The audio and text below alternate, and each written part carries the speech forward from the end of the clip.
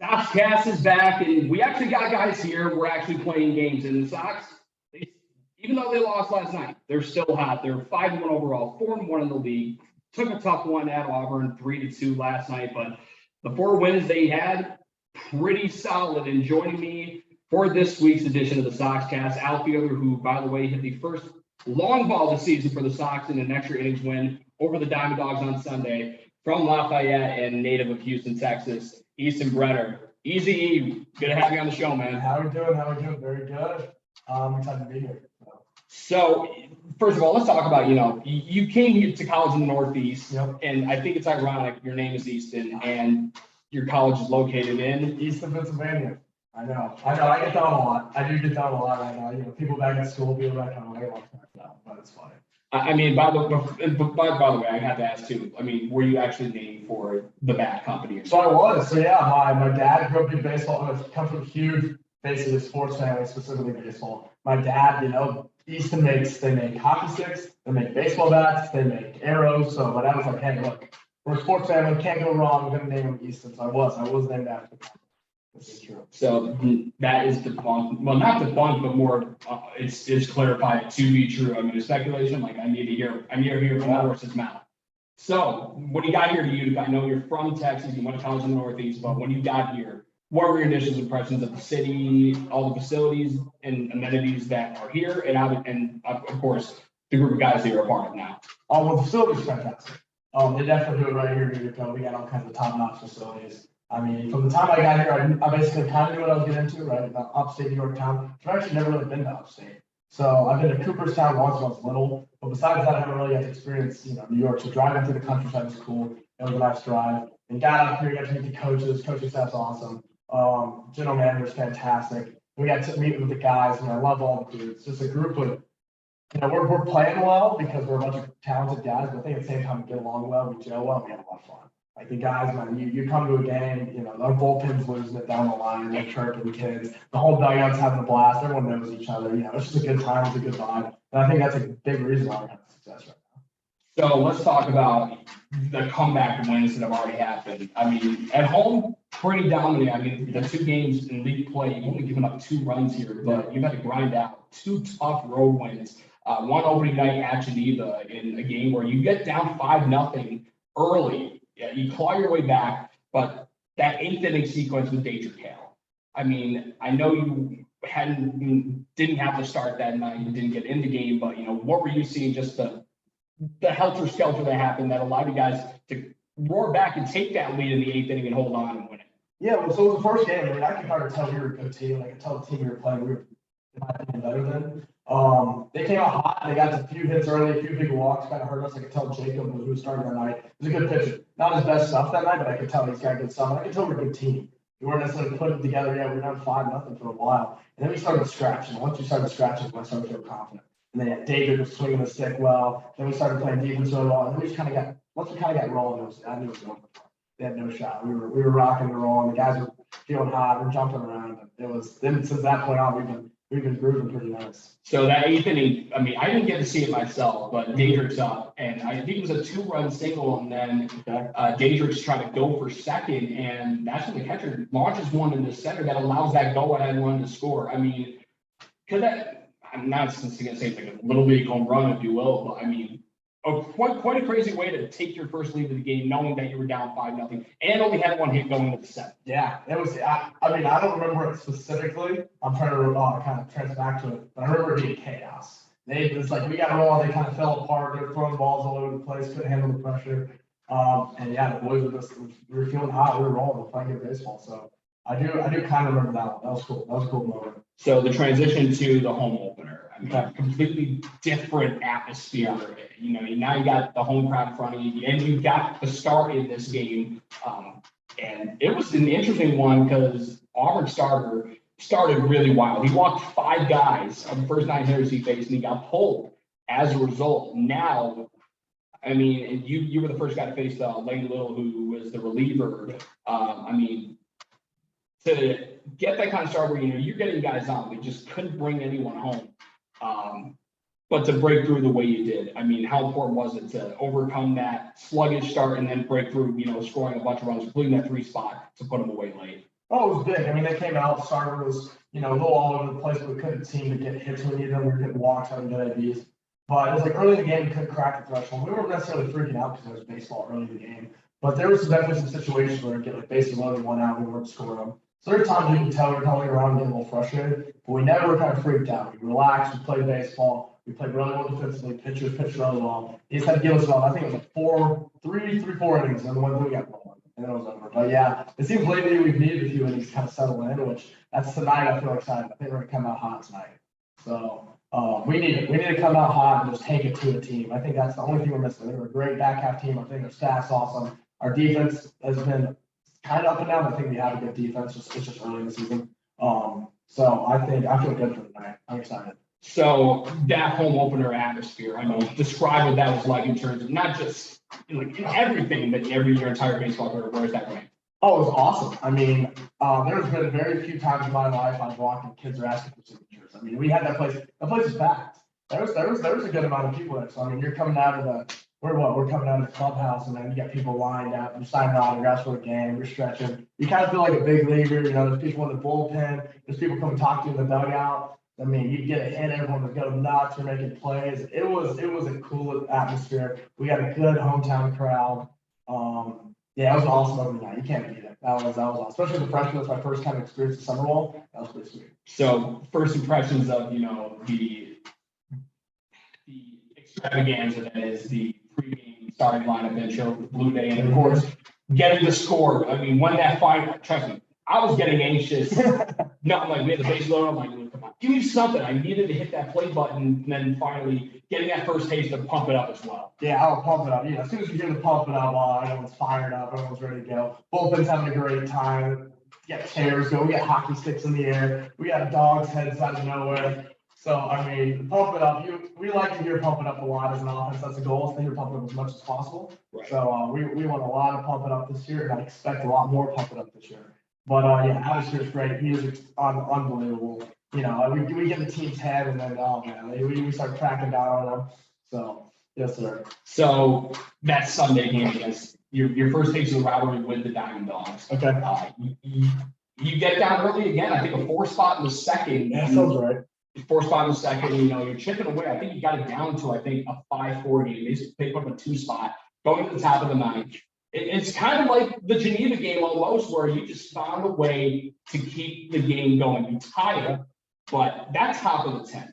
And I know the extra innings rule, which some people agree with. I'm one of those. I'm like, yeah, not really. But talk about just the insanity of that 10th inning, taking the lead, and then you getting a good swing on one, a 3-run bomb that really broke things wide open in that game.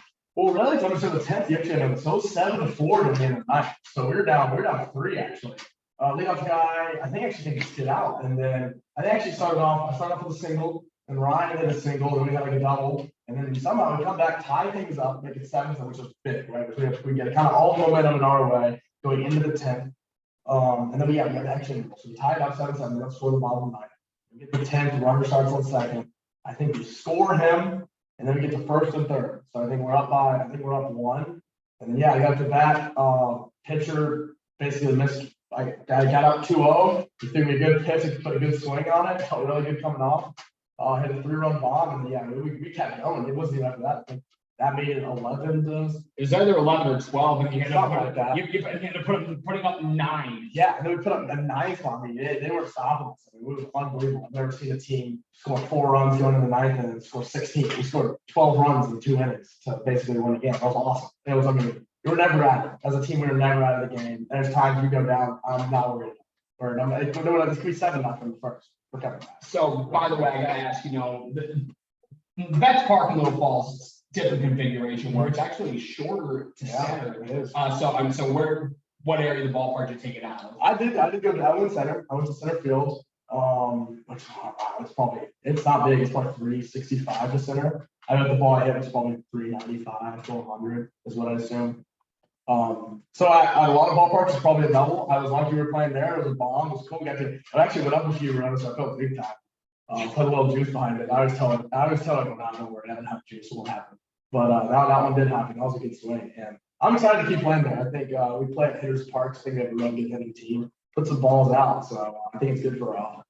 So you get out to this undefeated start, and it's similar to that game against Auburn, the game Wednesday night against Elmira. You struggle against, this time the starter for Elmira had a much better command. And this time you break through, and I think actually it was really weird. You scored your first 2 runs on a balk and an error. Yeah, that's right. I mean, at that point, you guys are like, we don't care how we score. It's just like, is it kind of like, you know, you want to break this mold tonight as you face Boonville. You want to break that mold of, you know, starting off slow, picking up in the middle innings and just kind of coasting, like, and you just want to get on the gas pedal. Yeah, we want to get on the gas right away. We want to put teams away as early as possible and just keep putting gas on. Our pitchers going to show. They're going to keep the runs low every single game. That's something we have as a staff also going as an offense. So we got to put up runs behind them. If we can put a lot of runs up early, we're in a really good spot. Because I mean, we could get to later innings. If you're up to 7 runs, that team's defeated. There's no shot. You know, unless you're the Sox. The Sox are coming back. But, you know, the other teams you're playing aren't the Sox. So I think we should come out hot. So that's the only thing we've been kind of missing. First 3 innings, we're going to get a lot of runs up. So if we can come out hot from the gate, get a few runs up in the first, second, third, I think we can get a little shade. So that game at Auburn, I mean, first of all, it was awfully quick. Yeah. So, and you get that first run early, you know, Matty Clark, it seems like he's getting in the groove with an RBI knock to get you guys on the first. So the bottom of the 6th, I think that's where things kind of unravel a little bit with, you know, Campy. I think I forgot how the first guy got. I think it might have been a single, and then a bunt was laid down. And Campy made a good throw at first. Dewey just couldn't get a squeeze on it. I think that's kind of what opened the door for Auburn to get that 3 spot. But after that happened, I mean, were you guys just thinking like we've been here before? This is nothing. Yeah, I mean, as a defense, right, like that sucks. We gave up 3 runs. But we were in a bad spot. So we got 3-1, going to 7. I think we still had a lot of confidence as a team. The other pitchers were, they were hitting spots well. They're filling up the zone. They were giving us many 3 outs. They had no errors. And we hit balls. We hit some balls hard right at kids. So we couldn't get balls to drop when we needed them to. Which hurt. Playing a big part too. There's some balls hit well that were outs. But yeah, and there's times we had scoring opportunities, we missed them, and for the most part, we've been pretty good at least getting 1 or 2 in the big scoring opportunities, and we didn't that night, and that's the reason we lost. But I don't think it's anything to freak out about. I still think we have really good offense, but we definitely had an opportunity to win that game, and we should have won the game. But it wasn't our best night. You're going to lose some, as much as we don't want to. But that's kind of what happened that one. We didn't get hits when we needed them, and the other team pitched well. Hats off to them. So.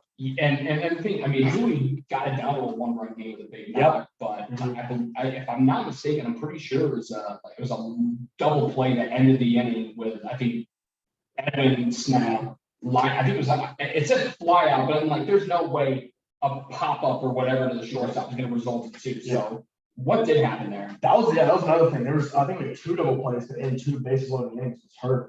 So it was runners on first and second. What was it? Yeah. Edwin hit a smoke shot right to shortstop. Shortstop caught it. Whoever was on second was a little far off. Shortstop ran to second, banged up the fly, which ended the inning, which hurt. That happened. That was another thing that happened in short situations. We had big, tough, smoked ball double plays. Sometimes not much you can do about it. You hit a ball hard right at a kid. Hats off. So that hit us twice, but sometimes in those situations, there's not too much you can do. I don't know how you prevent that one. But yeah, that did hurt. That would hurt.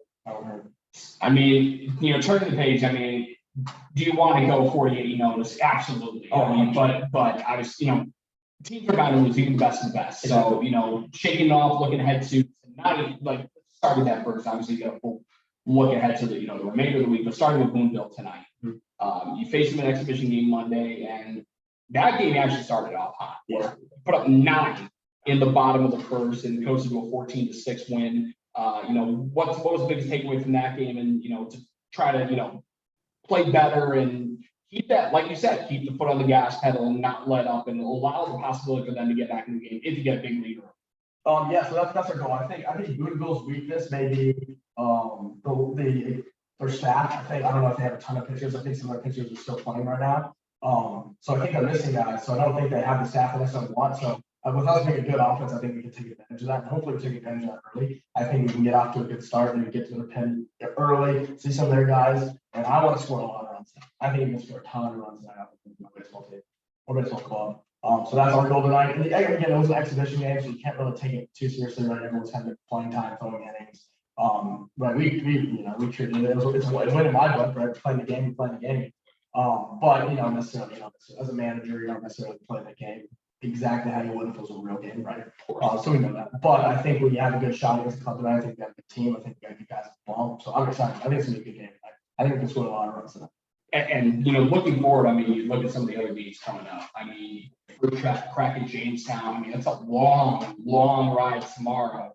And It's my birthday too. yeah, well, It's my birthday tomorrow. happy early birthday. Thank you. And you get rewarded for it with 4.5 hours. yeah. I mean, and in Jamestown, they were the best team. I was in 3 Division 4, but they were still the best team in the West Division. And even though we're coming into now, they're still, it's their division until somebody knocks them off. Yeah. So, for that first contest against the Tarp Skunks, I can't believe that's a stupid name. I miss the Jammers.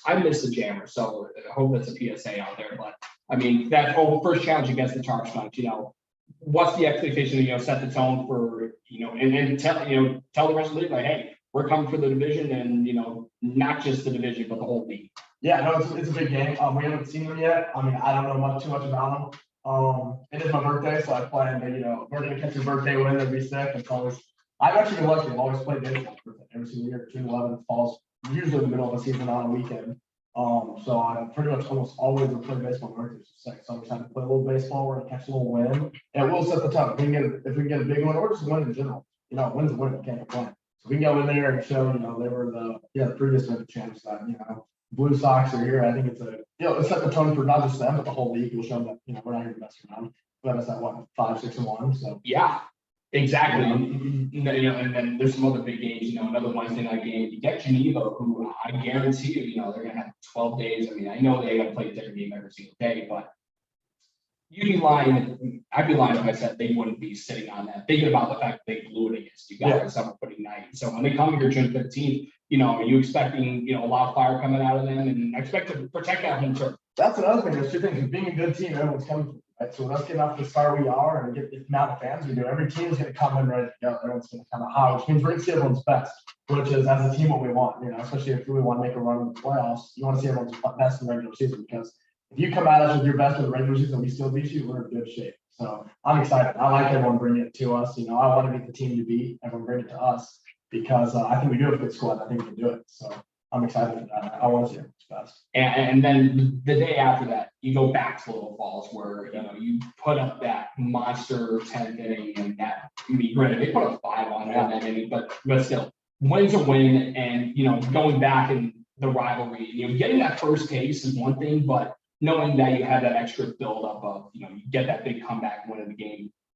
I would probably say Long Valley had that in the bag more than Geneva had it against you guys a couple nights before that. So, that rematch in Little Falls, you excited? I mean, because I know those Domino fans are going to remember you, and they're not going to like you for the 3-run bomb that you hung on their heads. So, I mean, elaborate on that. Yeah, no, that's going to be, I think they're a really good team. I think it's going to be good series all year long. I mean, that was just a come out, it was a great baseball game off to the 9th, and then the bats were low both sides. I mean, we scored a lot of runs. It was just a good game. Both teams are pretty sound. So I'm actually looking forward to that series with us coming up with that type of win to start it. Kind of sets the tone for, all right, this series is going to be a dogfight both sides. So this should be a good baseball game. I'm excited, no matter where we play. Do we play them at home at all? Do we know? Yeah, we do. All of the games we face against the Dogs are in July, including that, that big Paint the Park night towards the end of the season. And also, I mean, you coming in, you're kind of informed like, okay, we got this going on, but what have we heard about, Paint the Park night, and like the kind of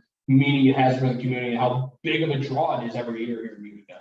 So I don't know too much about it. I know we have it. I know actually have you explain it to me a little bit? Yeah, so Paint the Park night, breast cancer awareness, Yep. Special pink jerseys, all the Paint the Park. Got it. Pink. Pink. Yeah, like breast Yeah, okay, yeah. No, I knew about that. I'm sorry. I'm actually excited. So I've actually had some family members that have had breast cancer in the past. So I have, I'll wear I'll have a pink sweatband I'll wear. And I'm actually pretty excited. I like that. The jerseys are cool. I think it's a great awareness. I think the whole team, we're all going to be behind it. And, everyone in some way, shape, or form has some, connection to breast cancer, it's a battle, and I respect everyone who's doing it and fight it. So I think that'll be a good night. I just think, give back to the fans. They come out and show up so much for us. So we can give a little bit back to them as much as we can. So I'm all for it. I think it's awesome. So obviously, you got this game tonight, and for those fans that, they haven't come out and seen us yet here at Moraine, there's plenty of opportunities to do so throughout the entire summer, including 3 games coming up just between now and this coming Thursday. If you can you put your salesman hat on, make a pitch, if you haven't come to a game yet, why should you? Well, I think we have a very good team. I think we're a lot of fun. Timmy Ice kills it up here in the press box. He plays some great songs. I mean, we all get into it. Our bullpen is a blast. I mean, you go down there, you can chat with them for hours. They'll have they'll chat it up with you. We have fun with it. I really just think it's a fun time. The park's electric. We play good baseball. We, put up some runs, good defense. I think it's just all around just a great environment. We get into it like us and the fans kind of, back and forth, kind of pump each other up. And it's electric. It's a good environment. The fans show out, we show out. And it's just, if you want to come out and see some great baseball, get some good food, hear some great music, and have all that good entertainment, I think you should come out. So again, if you want to come to tonight, Blue Sox, Boonville Baseball Club, 6:45 first pitch here at Moraine, and you got a very good chance you're going to see this guy hopefully in the lineup, and maybe some good plays in the outfield and at the dish too. So again, this week's episode of the Soxcast, big guest here, Easton Brenner, one of the many players you're going to expect here on the show. Easton, hey, thanks for the time, my brother. Thank you. And that's going to do it for this episode. So for Easton Brenner, I'm Tim Edger, announcer. Thanks for tuning in. Hope to see you at the ballpark tonight and throughout the rest of the week. We'll catch you next week here on the Soxcast.